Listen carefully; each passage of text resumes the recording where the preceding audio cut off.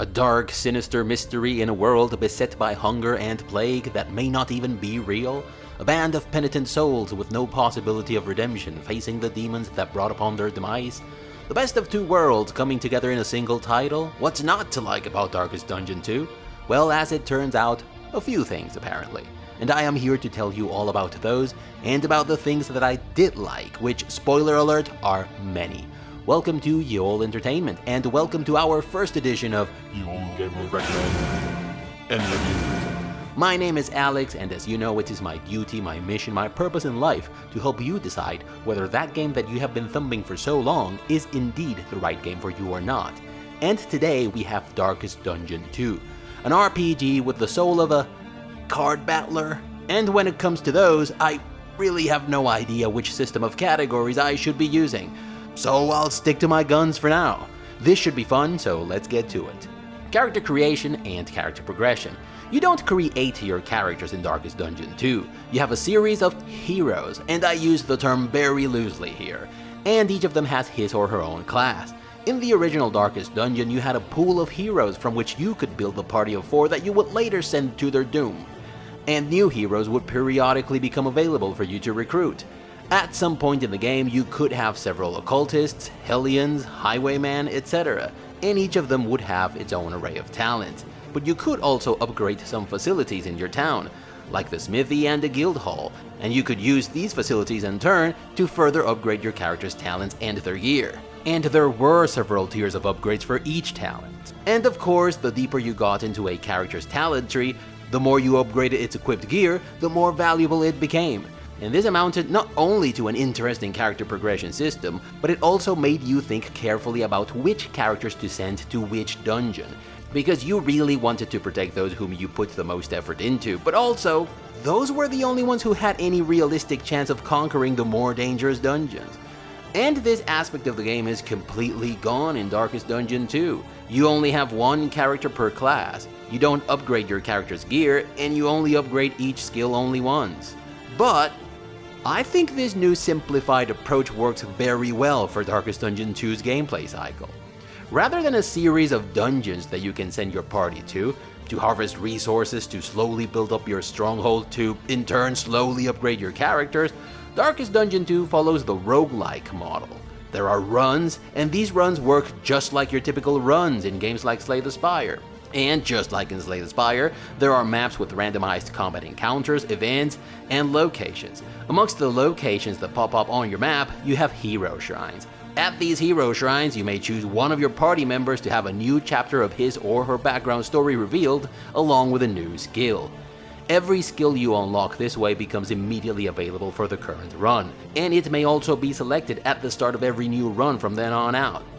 And while this system lacks most of the moving parts that you had in the original game, I think it works phenomenally for Darkest Dungeon 2.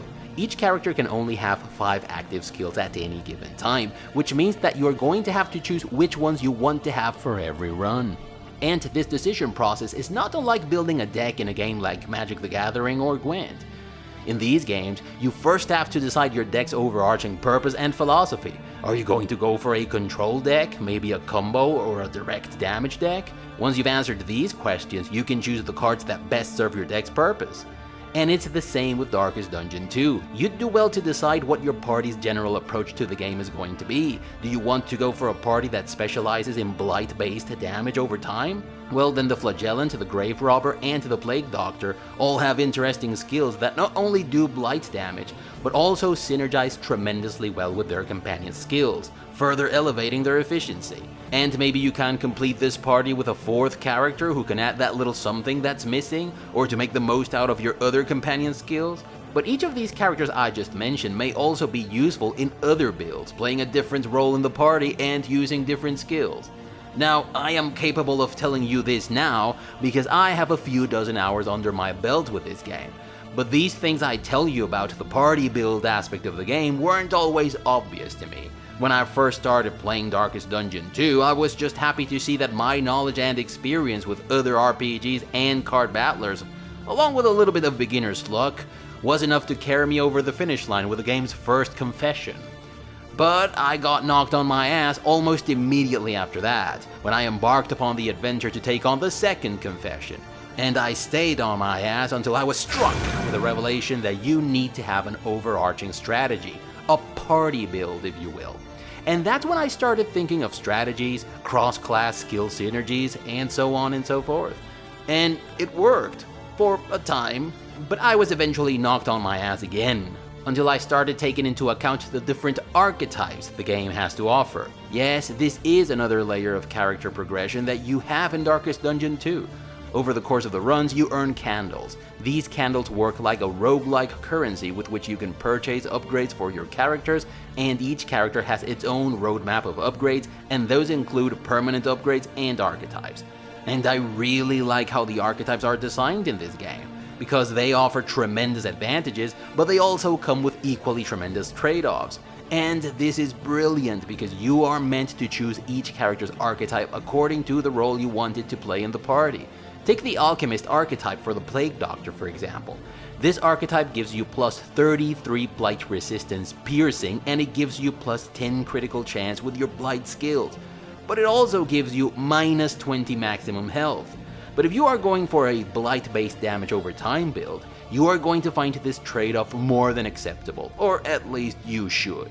Character progression in Darkest Dungeon 2 feels more build-oriented than the system in the original. More like a deck of cards with an overarching strategic design than a collection of guys and gals who simply play the role they've been given in the party. And I am 100% on board with this. As for these progressive permanent upgrades that you can purchase with your candles, I must admit that I am not a huge fan of this mechanic. I am generally not a fan of plus X percentage bonus of attribute A or plus Y extra points in attribute B types of upgrades. And I'm especially not fond of these upgrades when they don't feel deserved, and this is a little bit how these upgrades feel in Darkest Dungeon 2. And here's why I see it this way. Let's say you set out on a run to defeat Obsession, and you fail, and then you try again, and you fail again. Well, chances are that by the end of those 2 failed runs, you will still have collected enough candles to purchase some upgrades that may help you turn the tables in your favor for the next runs. At least slightly. And this means that your characters are going to get stronger as a consequence of you simply playing the game, and not because you're getting better at it.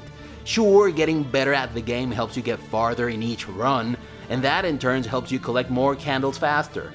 But even if you play atrociously, you are still going to get 3 or 4 candles. And that was most definitely not the case with the original Darkest Dungeon. Every tiny upgrade you got in that motherfucker, you earned.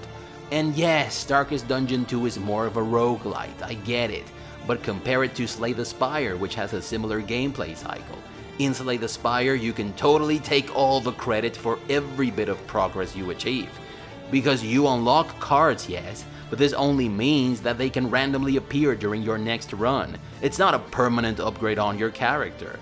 As for the roadmap itself, from the user experience perspective, this has to be the shittiest mechanic that I've ever come across in a game, but we'll talk about that when the time is right. Overall, while Darkest Dungeon 2's character progression system is lacking some of the elements of the original game, I think this more streamlined design is perfect for the game's run-based gameplay.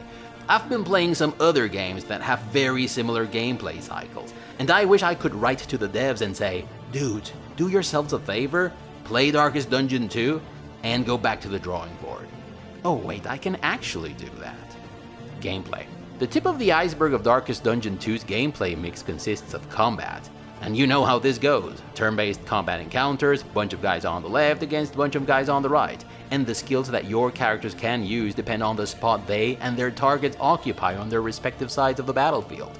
And there's an initiative mechanic that dictates the order in which allies and enemies will take turns every round. And this mechanic depends on the speed attribute.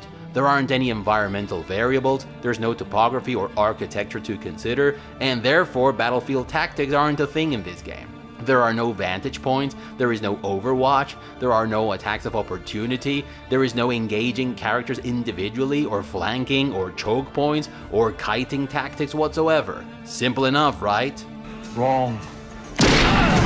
The thing is that combat is only the tip of the iceberg in this game. In fact, I could only best the toughest challenges in the game once I understood that combat encounters, is not really where you win or lose the game.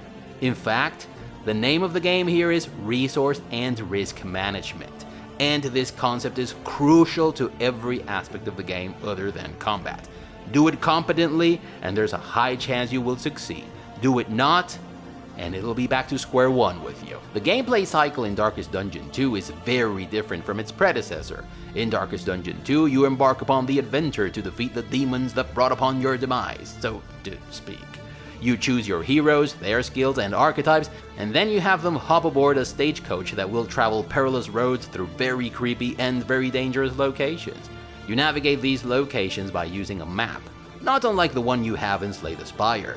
These maps get populated with landmarks, events, and combat encounters. Combat encounters are dangerous and they will take a toll on your character's health and stress levels, but they will also yield rewards that will vary in value depending on the difficulty of the encounter. Creature Den and Oblivion's Ingress encounters, for example, are especially difficult, but they also yield special rewards. Over the course of the run, you may also get positive and negative quirks. And negative quirks can be quite the hindrance in the long term. But these maps also have hospitals that you can visit to get rid of these negative conditions, for a price of course. And you also have loathing to worry about. Every 4 levels of loathing, the final bad guy of the game will get an additional advantage over you. And you definitely don't want that to happen. There are also nodes that have road traps that can affect your stagecoach's wheels or plating, so you also want to watch out for those. What this all means is that navigating your map is something that you shouldn't take lightly at all. You have to take into account every factor to make the most out of every location, which means to gather as many resources as you can, while not compromising your chance of long-term success by accumulating too much loathing, while also not letting your stagecoach's flame deplete, while also not putting yourself at too much risk by taking on too many combat nodes in a row. And this all amounts to a game of risk and resource management all by itself. And I thought it was cleverly designed, fun, and immersive. The game also does a brilliant job of making these locations feel dangerous. At the end of each map, you reach an inn, where you can rest, relax, resupply, and perform some managerial tasks. And every time I reached an inn, it felt like a huge relief. It was like a milestone conquered through blood, sweat, and toil. At the inn, you can upgrade your character's skills with the mastery points you collected from the various combat encounters you faced in the last map. Each skill has 1 level of upgrades.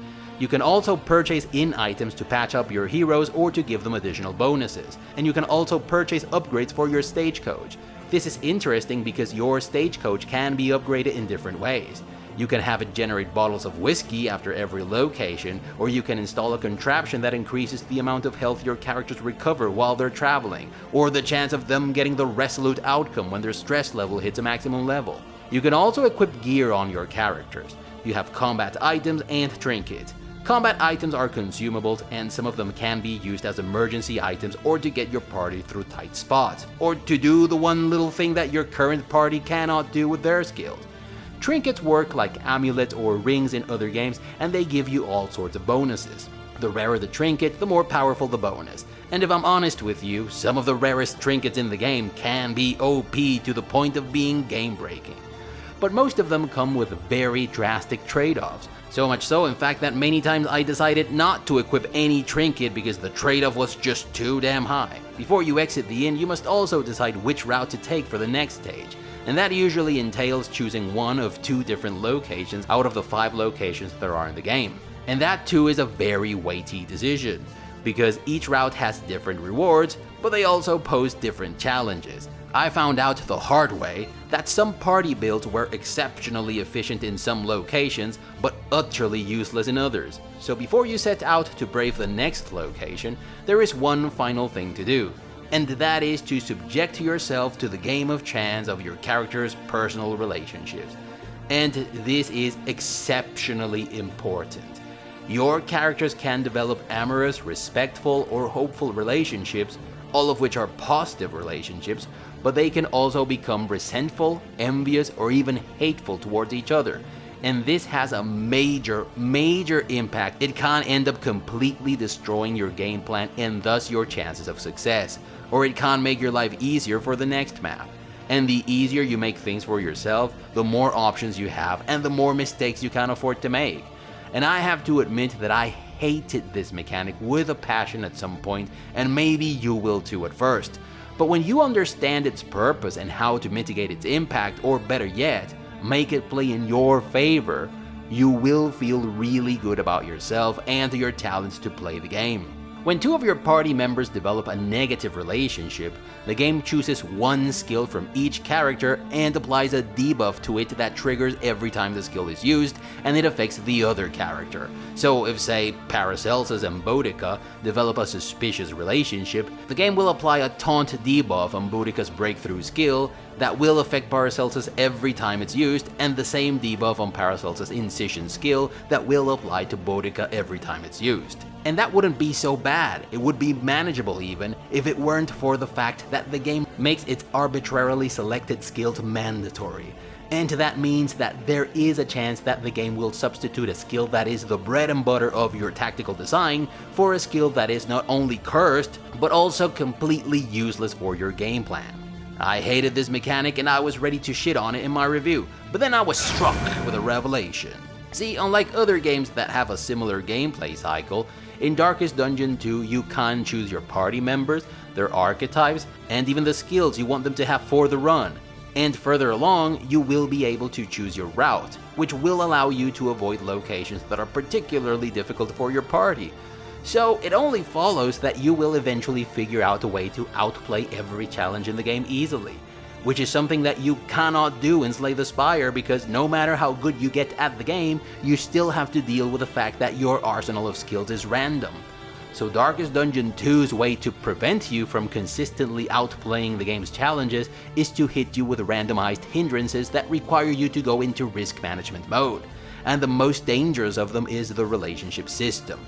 And that's pretty much all I have to say about the game's mechanics. But it's time to address the elephant in the room. His name is Phil, and he likes to swipe pictures on mobile phones, and he gets excited when he sees himself in them. I'm sorry, what? Sorry, what I mean is that it's time to address the one big contentious question. Is Darkest Dungeon 2 better than its predecessor? And here's where I'm going to hit you with the most okayer, non-committal, wet puss answer that I usually detest when others say it. They are both good, they are just different. Wow. Yeah, well, I'm sorry, but these are the two games about which I truly feel that way. If the view counts in my Card Battler videos are anything to go by, you guys really don't like this genre, or maybe the fact that most of them are roguelikes or roguelites. And I suspect this sentiment is shared by the broader community of RPG enjoyers. And if you count yourself amongst those, chances are you are going to prefer the first game in the series by a significant margin. The original Darkest Dungeon is easily in my top 5 games that do dungeons right, because dungeons in this game nail the feeling of adventure that you'd expect to get from your RPGs. Going into a dungeon in Darkest Dungeon truly feels like going past the point of no return. You are forced to go deeper into the unknown, facing ever-increasing challenges with ever-dwindling resources. There are non-mandatory rooms that you can explore, but you are always going to think twice about doing that, because while they may hold valuable treasure, in Darkest Dungeon 2, great rewards always come with great risks. And at first, I was almost offended to see that dungeons were missing from Darkest Dungeon 2. That's right, Darkest Dungeon 2 doesn't have any dungeons. Make of that what you will. Also in Darkest Dungeon, you have a stronghold, and upgrading your stronghold is crucial to your party's progress in the game. Darkest Dungeon is one big ongoing experience that never puts you back in square one. There are good times and bad times, and you have to manage all of them to make the most out of every situation. Like we've said before, Darkest Dungeon 2 has a map, very much like the one you get in Slay the Spire. The confessions that you have to face in Darkest Dungeon 2 work very much like Monster Train's Covenant system. And in order to face the final bad guy in each confession, you need to collect a trophy from a lair boss, which strongly reminds me of killing an elite boss to get a part of the key that grants you access to the Heart of the Spire in Slay the Spire. And I think this explains why a lot of people aren't crazy with this second entry in the saga. I think those who aren't fans of card battler mechanics, even if Darkest Dungeon 2 isn't a card battler per se, aren't going to be head over heels with this one. And to be fair, I really like Darkest Dungeon 2, But I also think like it was a bit of a wasted opportunity. They could have combined the premises on both games, and that I think would have resulted in one of the best games ever. This is how I would have done it. Hear me out for a moment here. You still have one hero per class with his own name and its own backstory. You come up with a plan, you choose your heroes, their archetypes, and the skills you want them to have on this run, you hop on your stagecoach, and you begin the journey, just like you do in Darkest Dungeon 2 as it is now. You have the same map with the same procedurally generated locations and events, but monster dens, lairs, Oblivion's ingresses, and Oblivion ramparts, rather than being encounters or a succession of encounters as they are now, would be dungeons instead. Just like the ones you get in the first game. But wait, wouldn't that be a little bit too hard? Maybe, but here's another idea I want to pitch to you. When you press the C key that brings up the stagecoach view, instead of getting this screen, you would get a variation of this screen. Only that instead of showing your heroes sitting by the fire at the inn, it would show them sitting inside the stagecoach. So the stagecoach would also work like a camp, in which you could perform some of the inn functions, like upgrading skills if you have collected any skill points, and use items such as sewing kits to patch up injuries and incense to soothe your hero's stress. And then, instead of an inn, you could have little towns with some facilities like hospitals, inns, and stores, just like you do in the first game. And if this turns out to be too easy, you could still balance the game in any number of ways. You could make each map longer, you could make resources scarcer, monsters stronger, etc. And you would have the best of both worlds. I also have to say that I found the final stretch of the game, the last two confessions, to be a little bit repetitive. Except the final boss. The final boss is an absolute epic blast of awesomeness. But that's maybe because the enemies don't get upgraded the way they do in Monster Train. In Monster Train, every certain number of Covenant levels, you not only get additional structural handicaps, but enemies also get new and upgraded skills. In Darkest Dungeon 2, it seems like enemies only get extra damage spongy with every confession level, and that made the experience feel a little bit sameish by the end.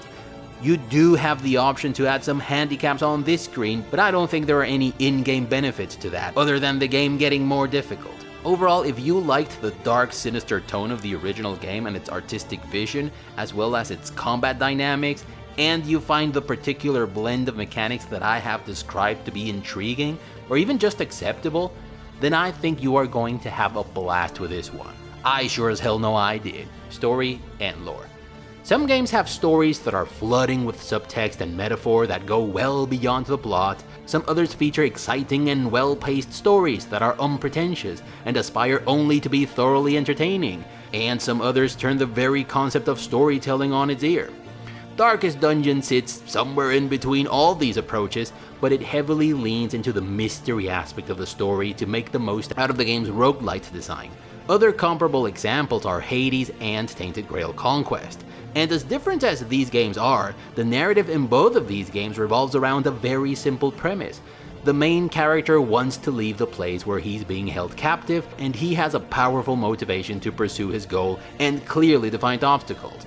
The circumstances are very different in each of these games, and the main characters also have vastly different motivations, but both games understand the way a story needs to be structured when the gameplay cycle is that of a roguelite. And I think Darkest Dungeon 2 completes the golden trifecta of games that make the most out of the roguelite design to deliver a story that, first, is a story, which is more than can be said of most roguelites. Second, makes sense and it's easy to follow. Third, does not reiterate over things that you already know. And fourth, keeps you invested. And on top of that, Darkest Dungeon 2 truly nails the mystery aspect of the story. I, for one, was thoroughly invested and intrigued all the way through. I am also envious of the quality of the writing in this game. Man, these writers sure have the gift of words. Every tiny little piece of speech is brutally effective. Enemies feel dangerous, locations feel vast and desolate, the prospect feels ominous, and your party of heroes come off as penitent souls with colorful backgrounds who are paying a heavy price for their past mistakes and deeds. The game is rife with pearls of wisdom, but it also has a few snippets of sophistry, but even these are so well written that one can even buy into them. The writing in Darkest Dungeon 2 constitutes a vortex of immersion and mystery that elevates the quality of everything else the game has to offer, and I can't speak highly enough of it. Companions lore-wise. This is where Darkest Dungeon 2 pulverizes its predecessor. In Darkest Dungeon 2, you have one character per class, and each of them has his or her own background. Each story spans over 5 chapters, and some of those chapters are delivered in the form of puzzle minigames that use the game's same combat mechanics. And I think this is brilliant. And I really wasn't expecting some of these stories to be good. In fact, some of them are actually pretty good. Some even made me think, are you guys sure about this teen rating? Because I'm going to be honest here, the Runaways story doesn't look too teen-friendly to me. But to me, the most fascinating thing about your hero stories is this little text you get after every chapter, which is there to tell you that these guys and gals have not truly learned their lessons yet, and that's why they are here. Background stories is something that you most definitely don't expect in a game like this, but I am a companion guy through and through. I do have 2 companion-related categories in my category system, so this is always going to be a welcome addition if it's well done, and in Darkest Dungeon 2 it is well done. I also like that every tiny little bit of dialogue and party banter is consistent with the character's lore. I greatly appreciate stuff like the fact that Damien is the only character who can never get a meltdown, and gains the status of toxic instead every time his stress level maxes out. Or the fact that the occultist in particular says, "This work is beneath me," every time it's his turn to fix the stagecoach's broken wheel. I think this goes a long way when it comes to the immersion aspect of the game and making players invested in the characters. And I'm not sure, but I have the suspicion that your companions are weaker against bosses that are named after the confession that they need to make.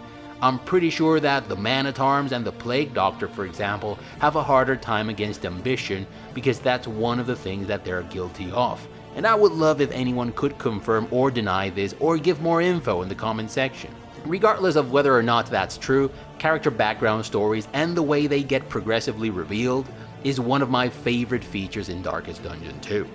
Companions gameplay-wise. In Darkest Dungeon 2, you control a party of heroes, rather than a hero that teams up with people. So everything we said about character progression pretty much applies here. Your companions in Darkest Dungeon 2 have unique skills and archetypes that have the potential to work like well-oiled parts within the right strategy. The Highwayman, for example, Dismas, if you don't change his name, which is also the name he had in the original game, which is pretty cool, has the point-blank skill, which deals an insane amount of damage to the front row enemy, but he can only use it if he himself occupies the front row in your ranks, and this skill knocks him and his target back 1 rank. But if you have the Hellion in your party, and if she has the Howling End skill, you can use it to deal damage to an enemy located in the 1st or 2nd rank, and have her jump back 1 rank, thus putting Dismas in the 1st rank once again. And you can then have the Occultist pull an enemy to the front rank and clear the corpses so that Dismas has a clear shot once again. And there are many super fulfilling synergies like this one. In fact, synergies are pretty much how you win combat encounters in this game, and the ones you have in Darkest Dungeon 2 are super satisfying. Secondary mechanics and user experience. In Darkest Dungeon 2, this category deserves to be divided into 2, because they score oh so very differently. And let's do secondary mechanics first. Darkest Dungeon 2 is a game of secondary mechanics. In fact, I would even say that the secret to beating this game lies in mastering the game's secondary mechanics. And that means to know which items to equip on your stagecoach, what to buy and when to travel to a combat node and when to avoid it, etc. And that means that every secondary mechanic in this game plays an important role in the overall gameplay experience. None of them feel like an afterthought or like something optional that you may choose to ignore. Because believe me, you can't ignore any of Darkest Dungeon's 2 secondary mechanics like you sometimes ignore crafting in other RPGs. User experience is a very different beast though. Red Hook and I definitely do not speak the same language when it comes to user experience, or at least the user interface component of it. I don't even rightly know where to start here, so I'll start by saying that despite the fact that I have been playing games for almost 4 decades, despite the fact that RPGs is my favorite genre, and that I am quite fond of card battlers, I found Darkest Dungeon 2 to be distinctively cumbersome and dense. First, these guys wouldn't add a tooltip to their games if their lives depended on it. And there are a lot, and I do mean a lot of little icons everywhere indicating that something is happening or about to happen. For example, what the fuck is this? Or this? Or this? I don't fucking know. Maybe hover over the icon for more information? Nah, fuck you, player. You have to hit escape and go to this icon glossary to know what's what. And of course, you have to know that there is an icon glossary to begin with. And you better have good memory or you are going to be coming back to this screen a lot more than you'd like. Also, some modal windows have an X icon that you can use to close them and some don't. But in the ones that do, you have to hover over this blue ribbon to make it appear. Why? Why don't all modal windows have this X? Why isn't it always present? Also, this style of menu is confusing. Partially visible menu items or icons with an arrow to the right followed by another menu item or another icon is not the way to present menu items that have the same hierarchy. This makes these options feel as though they are nested, and they aren't, they are mutually exclusive. Why couldn't you show these options up here? And underline or highlight the one that the player is currently looking at. And then there are some mechanics that are just atrociously explained. You have stuff like your hero's progression map, so to speak. As you can see, each of these little squares looks exactly the same, but not all of them represent the same type of upgrade. Some of these are cumulative passive upgrades, like plus X death blow resistance bonus or plus Y disease resistance bonus, but some of them are unlockable archetypes. And these have nothing to do with these other bonuses. In fact, I thought they were flat upgrades, no different from the others until I saw them as selectable archetypes under the Archetype tab in the character selection screen. And because I thought they were flat bonuses, and some of them didn't appeal to me at all, I didn't purchase them at first. Couldn't they have something like this? Was it too much to ask? So overall, I loved how secondary mechanics added to the gameplay experience, and I detested the user interface from time to time. Sound effects and mix.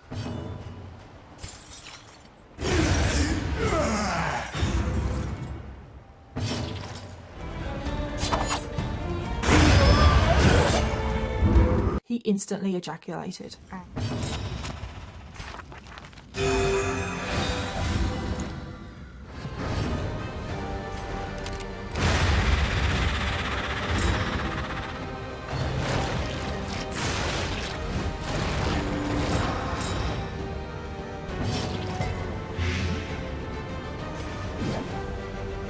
A brilliant conclusion.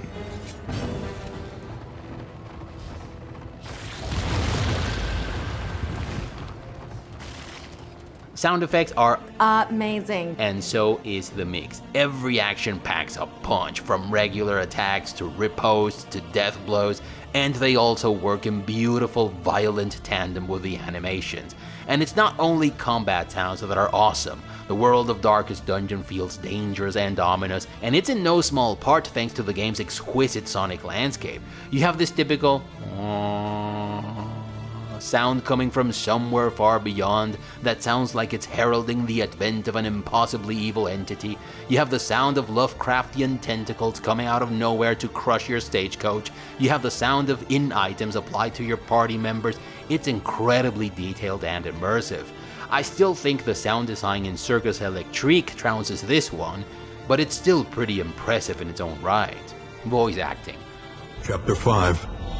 Ashes. She stood in the center of the inferno, transfixed by its swirling kaleidoscopic beauty. Her rapturous fixation was cut short by a heavy beam falling from the ceiling, blocking the door. Panicked, she dove headlong through a window as the cabin bloomed into a pyre. Heaped upon the wet grass, she heard the screams of her adoptive parents, trapped and burning in their bedroom. A prison riot, a fleeting chance to escape incarceration.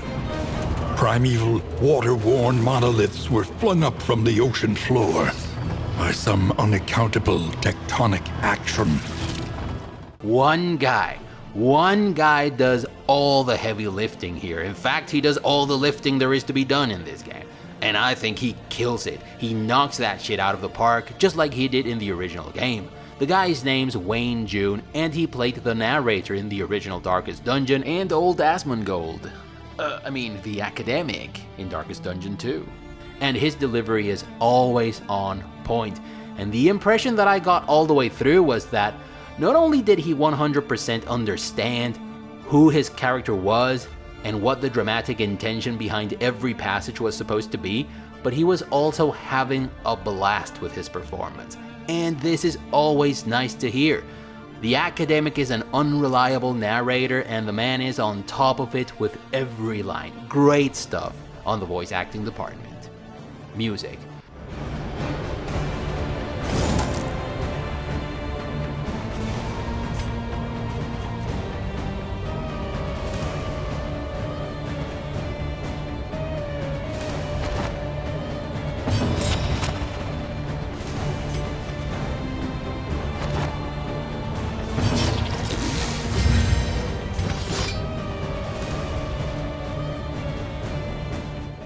The score in Darkest Dungeon 2 is adequate.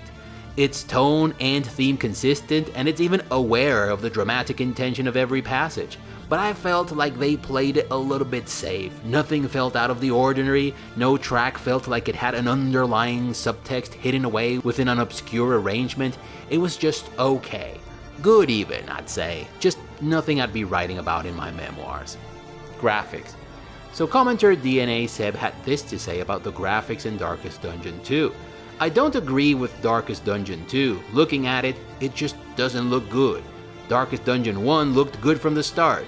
Well, I think both games nailed the dark fantasy vibe all the way through. But Darkest Dungeon 2, it's a little bit better. Character models have very distinctive look and detailed attires. Even the way they sit at the inn is telling of their personalities and demeanors. Some of the bad guys, especially the bosses, rank very high in the creep factor and can make you shit your pants if they catch you off guard at the wrong time. I think locations look great, though some of them look decidedly better than others. Items are also detailed and consistent with their functions. But I think the animations are the standout aspect of the graphic package. They are leaps and bounds ahead of almost every other game that uses this combat system. From the grave robber cleaning her knife after lunging in for a kill, to the occultist completing the ritual after using his skills, all combat moves pack a dopamine punch and you just love to see it. I still think Circus Electrique is the king in this department, but Darkest Dungeon 2 is also pretty solid. Great stuff in my book. Performance and stability. It's pretty solid for the most part, but there were a couple of times in which the game slowed down quite significantly. It felt as though your stagecoach were running out of gas, and I couldn't quite put a finger on why this was happening, because it seemed to happen randomly with some maps, but it always happened only after I had been playing the game for a couple of hours, or 3, so maybe it's the game's way to embrace that policy of take all things in moderation, even World of Warcraft. Man, that was hypocritical. But I never experienced any crashes or graphic glitches or bugs aside from those slowdowns, so overall it was pretty good. Other considerations and final thoughts. Darkest Dungeon is a very cool IP, and I thoroughly recommend that you give the first game in the series a try. As for Darkest Dungeon 2, well, I had a blast, but I understand that it has a very particular combination of mechanics that I find tremendously appealing, because I happen to love all the games and all the genres that it seems to draw inspiration from. But Darkest Dungeon was an RPG that was mostly a dungeon crawler with extra features, and it was crazy popular, and with good reason, I would say. But Darkest Dungeon 2 plays almost like a card battler, only with skills instead of cards. And I'm not entirely sure that's what you guys want to play, but if it is, then get it right away, because it pretty much nails everything it tries to accomplish, and thus, it totally deserves a You Old Gamer Recommends seal of approval. If you liked the video, give it a thumbs up. If you didn't, thank you for watching all the way up until now. If you like what you are seeing on this channel, please consider subscribing and clicking that notification bell to avoid the usual YouTube shenanigans. Come check us out on Discord if you don't mind all the boomer talk that goes on there. I personally love it and wouldn't change it for anything. Share the video if you thought it was cool, but most importantly, never stop gaming, but don't let gaming get in the way of your hopes and dreams. Bye everyone.